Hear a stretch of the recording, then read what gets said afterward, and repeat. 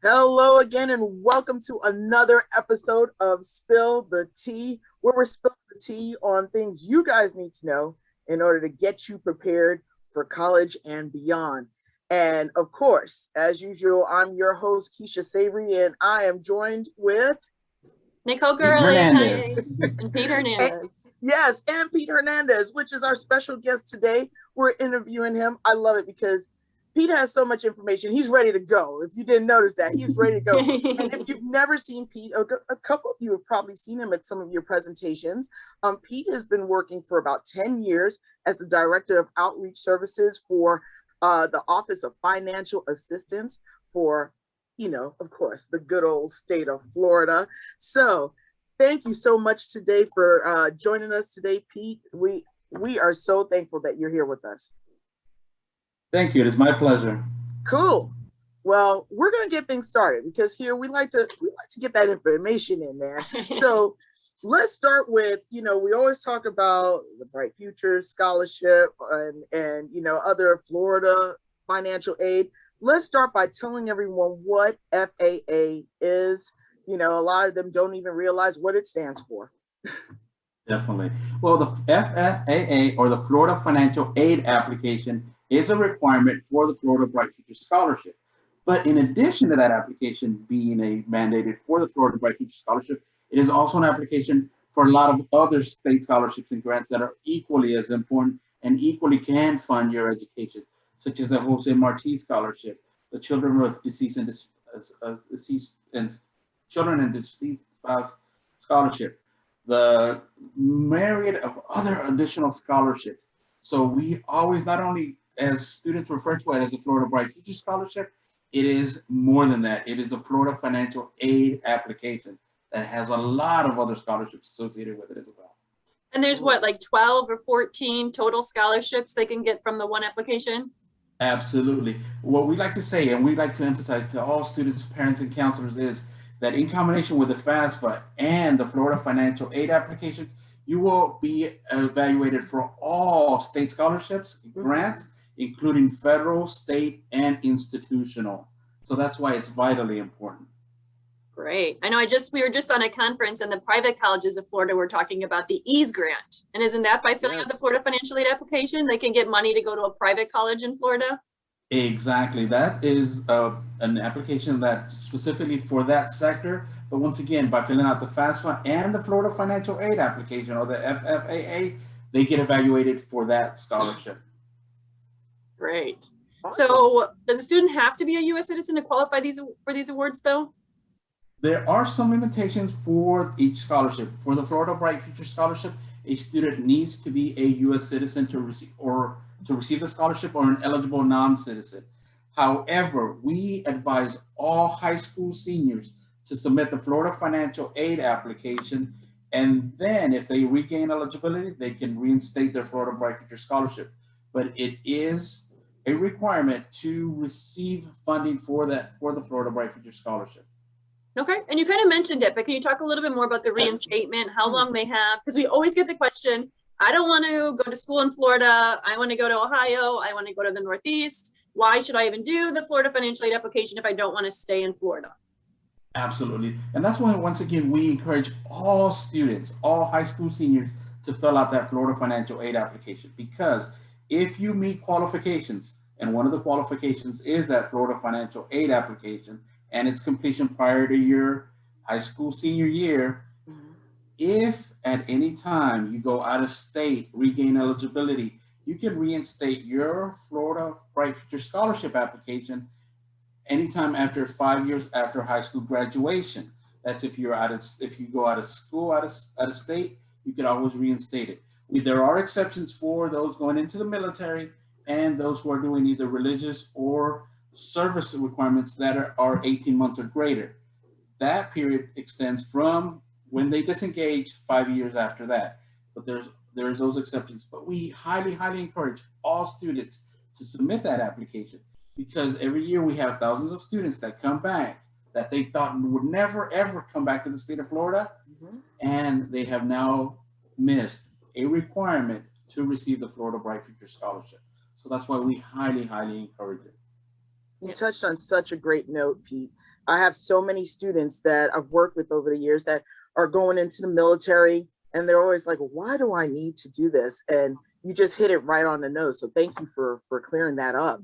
So with that being said, how does a student apply for FFAA? Absolutely. The Florida Financial Aid Application, or FFAA, is a very simple application to complete. It shouldn't take you no longer than 10 to 15 minutes to complete in its entirety. Now, students would go to our website, which is Florida Student Financial Aid, the letters S as in Sam, G as in Grant.org. They will then fill out a profile and follow that up with an application. Once again, that is done online at our website at Florida Student Financial Aid, SG.org. What is the SG for? State grants? State grants. Okay. I was wondering, it's on that SG. So don't forget the SG, everyone. Don't forget that SG, yes. So they apply. The one, kids always think this is too easy. This wasn't the whole application, but it's very simple. They make an account, they log in, they fill out one very easy application that opens tabs for them. And we also have a step-by-step video on our YouTube channel. So if anyone wants to step-by-step on how to actually complete it, that's also on our College and Career YouTube channel. So what then? Slight plug. It's okay. Subscribe, like, just kidding. So what does a student do then? So they click submit on the FFAA and the Florida Financial Aid application. Then what? What do they do then? Absolutely. It's essential that when they hit submit, they see the congratulations, your application has been submitted. That is confirmation. But in addition to that, you have opened up an account with the Florida Department of Education, Office of Student Financial Assistance on our site, where you can actually at any time log in and see your evaluation status. This is where we're going to post, once you complete it, once you gain eligibility, what actual scholarships you have qualified for and what grant you have qualified for. Mm-hmm. And it is very essential. And throughout your college career, you can always go back into that account and see your financial aid recipient history and see how much information has been posted, especially because the Florida Bright Future Scholarship covers 100% of your actual tuition and fees and 100% of your actual bachelor's degree. That's up to 120 credit hours. So you can actually monitor at any time how many actual credit hours Bright Future has funded for towards your degree. Okay, good to know. Great to know. Now, I know you start to touch on some of the scholarships that's associated with this, and there's always two that I get a lot of questions about because no one really knows how they truly qualify for it. But the other one is people aren't aware of this one. So the Rosewood Scholarship, people are really not familiar with that one and how they qualify for that. And then with Jose Marti, I have so many students that are like, so I just have to be Hispanic? Is that it? So can you talk a little bit about those? Definitely. The great thing about our website at Florida Student Financial Aid, SG.org, is when you go to that website, you can actually fill out your application, which is a wonderful thing for all high school seniors. But on the right-hand side, we're going to list all of our 13 primary scholarships and grants that we have. Those two that you mentioned, the Jose Marti Scholarship and the Rosewood Family Scholarship, have their own tabs, their own fact sheet, so students can actually click on it and see what exactly it entails.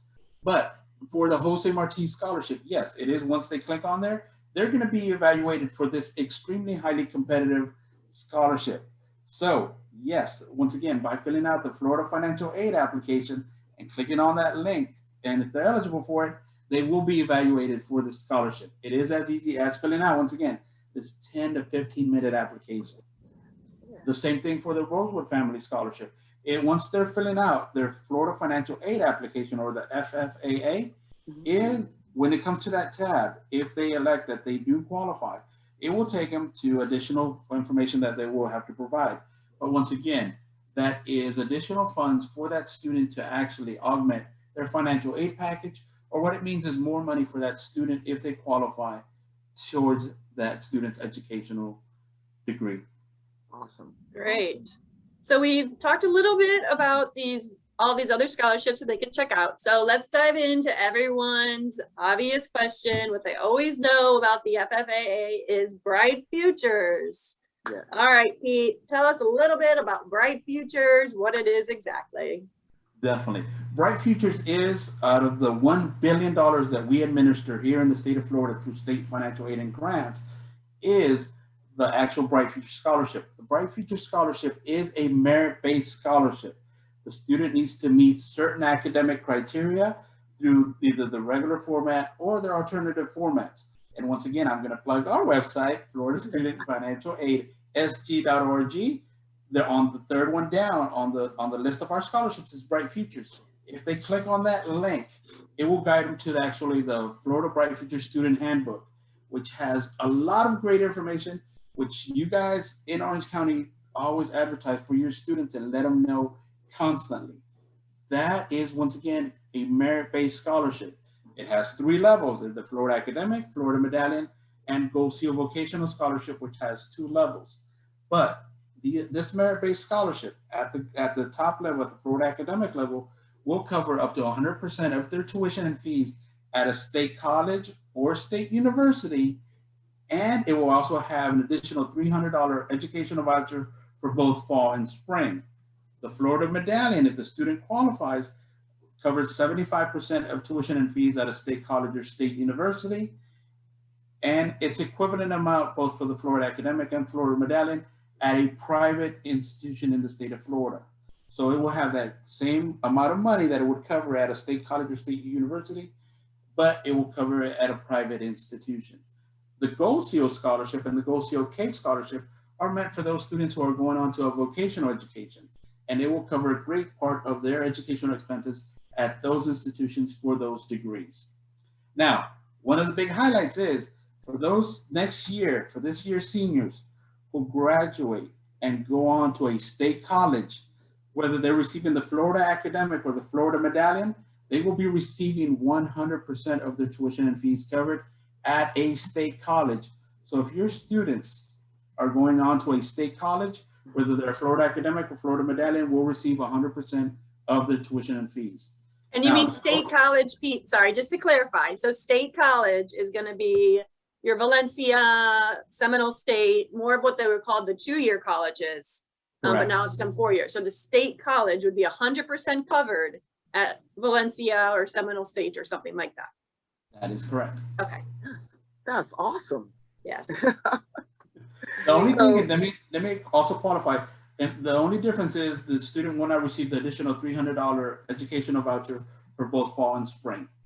And for the Florida Academic and Florida Medallion, your seniors, once graduated, can enroll in summer, and there will be summer funding available for them and any other students going forward. Great. That's awesome. Amazing. I know. Thank you to the lottery in Florida, right, Pete? Is that where the money comes from? Thank you, lottery ticket buyers. Listen, I thought I was just supporting myself when I was buying lottery, but hey, it's helping out with Bright Futures too. So you're welcome, kids. I'm just saying. And we talked a lot. Speaking of kids, we do have some kids that have sent in some questions, and one of them was, of course, and I love that they're thinking ahead. What do I do to maintain Bright Futures when I'm in college? That's a good one for me. Definitely. And the follow-up question is, do I have to resubmit an application every year while I'm in college? And the answer is no, they don't have to resubmit the Florida financial aid application once they're in college. When in college, the college is going to send us their transcript of their fall and spring, and that is going to determine however many hours they were funded for Bright Futures if they pass those classes, whether they were enrolled for half-time, 3/4 time, or full-time. That in combination with a cumulative GPA, the Florida academic students need to maintain a 3.0 or higher cumulative GPA. The Florida medallions need to maintain a 2.75 cumulative GPA to reinstate their scholarship for the following year. So an academic year is fall, spring, and summer, and there's only one exception. The University of Florida has a spring-summer cohort that they are going to be based solely on that. But everybody else is going to be based on fall, spring to renew their Florida Bright Future Scholarship. Wow, that's great. So at least you guys know, look, you can't just start to slack off because you got in there. I mean, reduce a little bit of your party time to make sure you hit the GPA to keep the bright futures going. Or if you're playing the lottery, then you just win the lotto. It doesn't matter anyway, right? So it's okay. You'd still be supporting bright futures. It's all right. But with talking about payments, all right, so we have some kids that are really advanced. Some have been taking courses since the 8th grade. They've done dual enrollment and all that. And maybe when they get to the university, they, finish pretty quickly, but there's still some leftover money from what they call leftover money from Bright Futures. Will that cover any graduate work if they want to do that? Absolutely. At the present time, any student who graduates, gets their bachelor's degree or baccalaureate degree, or the 120 credit hours that we fund towards, but they were advanced and they got either 10, 15, even their AA prior to enrolling in college. That means that that student has eligibility left in terms of Bright Futures funding. They did not use their 120 credit hours. So if that student does have funding and they enroll still within the 5 years from high school graduation into a graduate program, the Bright Futures Scholarship will pay their first semester of graduate studies at the undergraduate level. So it will pay the same dollar amount per credit hour that if they were enrolled in an undergraduate degree. Great. That's amazing. Yes, That's great. It's so great. Yeah. So now we're here in March of 2021, still in COVID time. So we're still dealing with this pandemic. So we are getting a million questions from parents and students about any effects that COVID is having with qualifying for the Bright Futures. So first off, is there any talk about postponing the test score date again because kids were not able to test, or are we still going to keep the hard June test score deadline? Correct. As of this moment, we have communicated to colleges, to universities, to counselors, to students that we are keeping and maintaining the qualifying dates for Bright Future Scholarship qualification. That means that by high school graduation, the student has to have all their classes that they need to take, their GPA, and their service hours, which are pre-approved by the district and have to be submitted, and they'll be submitted with their high school transcript. They have until June 30th to submit all qualifying test scores. That's whether they're ACT or ACT. And please always list a state university. That's University of Central Florida, Florida State, University of Florida, one of the 12 universities. So that ensures that we, at the Florida Department of Education, through the Bright Futures Office, we get those test scores via the test depository. And once again, that's ensured by you listing every time you take an SAT or ACT, a state university. That's how we receive your test scores. And of course, the online application. So as of this moment, unlike last year that was granted by the governor through an executive order, at this year that has not happened. So as of this year, once again, you have to meet all the qualifications in terms of GPA, classes taken, service hours by graduation, test scores by June 30th, and your online application, which you can submit now, but you have until August 31st. But we would prefer you do it now and get that specific requirement out of the way, because we will still evaluate you up until graduation for classes, GPA, and service hours, June 30th for test scores. Perfect, thank you. Okay. So we hit on so many things. I know this is going to sound like, why do they care sometimes? But it's actually a valid question. We had someone ask, how does the college get the money when a student qualifies for these scholarships? Absolutely. Very important thing that when the student submits their profile and their Florida Financial Aid actual application, they list the school that they're going to. If at any time they change that school that they're going to, they can either contact our office at 888-827-2004 or log into their account and change their designation of their school, and that will be done as well. Now, how it works is the student, once they have achieved their actual evaluation and have received qualifications to receive the Florida Academic, the Florida Medallion, or the Gold Seal, then they would enroll at a college, university, or technical center. When they are enrolled, that school will report to us how many hours or clock hours the student is enrolled in. We will send the corresponding dollar amount for that student to their financial aid office, and the financial aid office will receive those monies and disperse those monies according to every school's process. So if you're going to Valencia, UCF, Seminole, however their financial aid is dispersed, that is how your Bright Futures are going to be dispersed as well. Awesome. And so one thing that you keep mentioning, Pete, which I definitely want to highlight really quickly, is that writing down your username and password. So the Florida Financial Aid application is going to assign you a long username with letters and numbers on this blue screen after you make an account. So please listen to your counselors and college specialists when they say, take a picture of that, write it down. You will need that username to log back in, check your status, as well as change what college you're gonna go to, monitor your hours, lots of reasons to take a picture, write down the username or password. Without a doubt. And we not only encourage that for high school seniors, because they're going to receive passwords and user IDs to every school that they apply to, FAFSA, their state application, the state application, as you mentioned, and it can become cumbersome and it can become overwhelming. That's why it is essential that they understand these are all important, because a lot of schools are going to be communicating with you electronically to either sign on or communicate back to the schools. And you need an easy way to easily log back in and check that information. Because as high school seniors, as future college students, as future technical students, that involves now money and possibly your allocation and enrollment into that institution. It is vitally important that you follow up. And as indicated, please write that down because it's vitally important. Yeah. So if the student gets money from the Florida Financial Aid application, and they also have like Florida prepaid, or they have other scholarships or grant money, what happens to all of this money that the student is getting? Can they use it all, or does it go back somewhere to the lottery? Definitely. The way I like to explain it to a lot of students is, for example, if you're a student in your county going to the state college or state university, think of that school as opening up an account for you. In that account, they're going to deposit federal funds, state funds such as Bright Futures, Florida Prepay, all of these funds.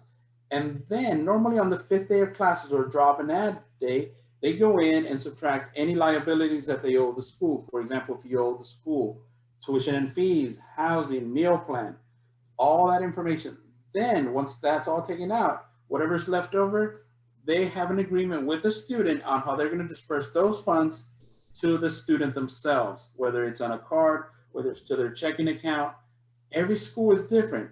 So make sure that you are following up on making sure the money is there to the financial aid office and how it's dispersed, because ultimately it's the student's responsibility, but every school is different, but that is normally the process of awarding.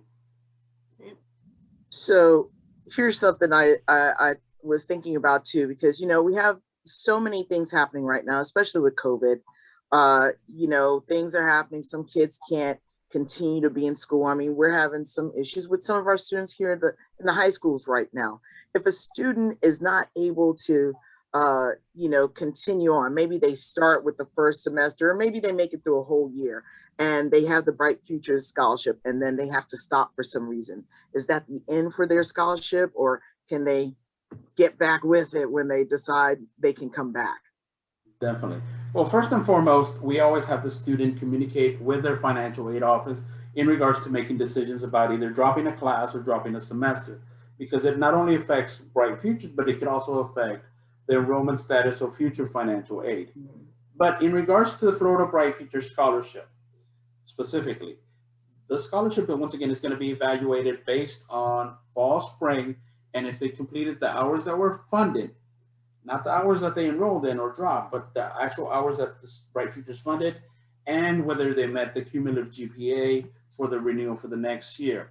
Now, in addition to that, if they had any health issues, any financial aid issues, any issues, they could go to the financial aid office at that institution and let them know, and they will let us know whether the student had a medical emergency or a medical waiver that prevented the student from submitting those hours. That is done on a case-by-case basis, and the students have to self-identify with the financial aid office at that institution, and they will notify us in their actual, basically when they send their college information of the grades and hours that the student has taken. Awesome.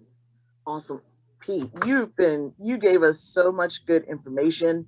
And I'm sure some of these questions you've gotten a million and one times, but we thank you so much for joining us today and clearing up so many things that we get asked all the time. Is there anything else you'd like to share with us before we wrap up some spilling of the tea today? Definitely. Well, first and foremost, I would like to always thank the counselors, because counselors are always there helping students, and you provide a lot of great information. But ultimately, it is the student's responsibility to ensure that they are filling all the requirements. Your counselors, I know you guys bend over backwards, work 120 hours, and make all this money. I didn't know you were a comedian, Pete. No, but indeed, the counselors work tirelessly hours and dedicate your lives basically to many of your students.